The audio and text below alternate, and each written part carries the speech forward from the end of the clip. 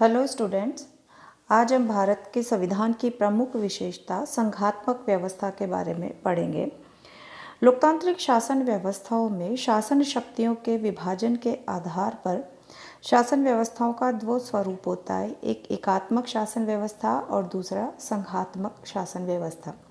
एकात्मक शासन व्यवस्था में समस्त शक्तियों का केंद्रीकरण एक ही सरकार में निहित होता है, जबकि संघात्मक शासन व्यवस्था जिन देशों में होती है वहाँ पे शक्तियों का विकेंद्रीकरण केंद्र और राज्य सरकारों के मध्य किया जाता है। संविधान के द्वारा भारत के लिए एक संघात्मक व्यवस्था की स्थापना की गई है, लेकिन संविधान में कहीं पर भी संघ राज्य, जिसको कि फेडरेशन कहते हैं, शब्द का प्रयोग नहीं किया गया है, बल्कि इसके स्थान पर राज्यों का संघ यानी यूनियन ऑफ स्टेट्स शब्द का प्रयोग किया गया है। संविधान के अनुच्छेद 1 के अनुसार भारत राज्यों का एक संघ होगा। भारत में संघात्मक शासन व्यवस्था अपनाए जाने का प्रमुख कारण ये था कि भारत बहुत अधिक विविधतापूर्ण और विशाल जनसंख्या वाला देश था।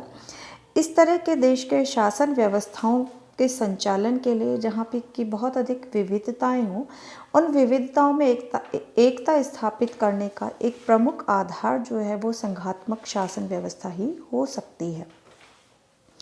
जिन देशों में संघात्मक शासन व्यवस्था होती है उन देशों में कुछ लक्षण जो होते हैं वो सामान्य होते हैं, यानी हर देश की शासन व्यवस्था में संघात्मक व्यवस्था होने के नाते ये जो लक्षण है वो अपनाए जाते हैं, जिनमें प्रमुख है लिखित और कठोर संविधान, संविधान की सर्वोच्चता, संविधान द्वारा केंद्रीय सरकार और राज्यों की सरकारों के बीच शक्ति विभाजन, स्वतंत्र व सर्वोच्च न्यायपालिका और उच्च सदन का राज्य सदन होना।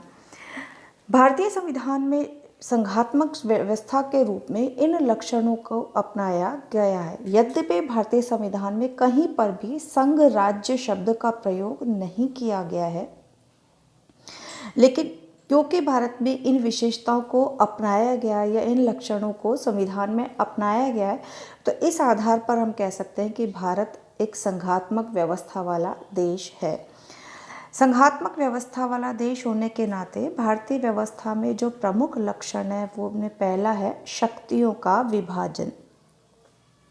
विश्व के अन्य संघात्मक व्यवस्थाओं की तरह भारतीय संविधान में भी केंद्र व राज्यों के मध्य शक्तियों का विभाजन किया गया है। भारत में शासन व्यवस्था के सफल संचालन के लिए समस्त शक्तियों को 3 सूचियों में विभाजित किया गया है, जिनमें पहला है संघ सूची, दूसरा राज्य सूची और तीसरा है समवर्ती सूची।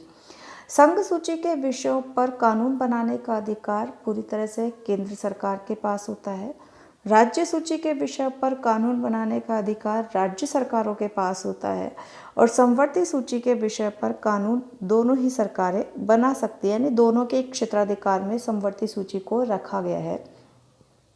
लेकिन कभी ऐसी कोई विशेष परिस्थिति उत्पन्न हो जाए जिसमें केंद्र और राज्यों के मध्य समवर्ती सूची के विषय पर बनाए हुए कानूनों में कोई विवाद की स्थिति उत्पन्न हो जाए, तो ऐसी स्थिति में केंद्र सरकार के द्वारा बनाए गए कानूनों को अंतिम स्वरूप प्राप्त होता है, या अंतिम जो शक्ति है वो केंद्र सरकार को प्राप्त होती है।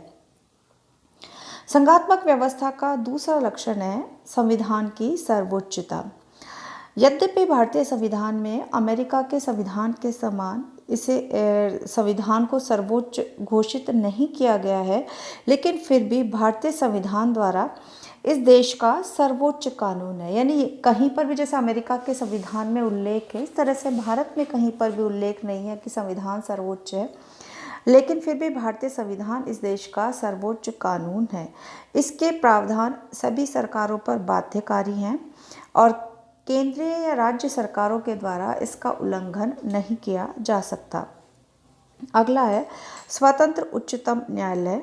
यद्यपि भारतीय संविधान में संविधान के संरक्षक के रूप में उच्चतम न्यायालय की व्यवस्था की गई है और संघीय संसद और राज्यों की व्यवस्थापिकाओं द्वारा पारित कोई भी ऐसा कानून जो कि संविधान के विरुद्ध है उसको असंवैधानिक घोषित करने का अधिकार सर्वोच्च न्यायालय को दिया गया है।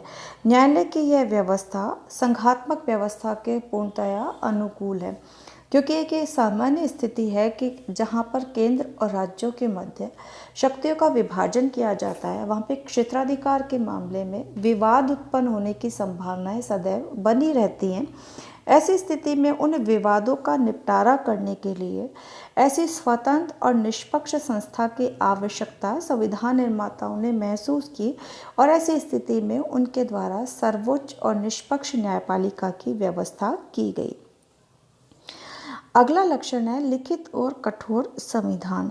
जिन देशों में संघात्मक व्यवस्था होती है और वहाँ पर संविधान का स्वरूप लिखित होना आवश्यक है, साथ ही कठोर संविधान से आशय है कि संविधान में संशोधन की जटिल प्रक्रिया का पालन किया गया, यानी संविधान में आसानी से संशोधन नहीं किए जा सकते।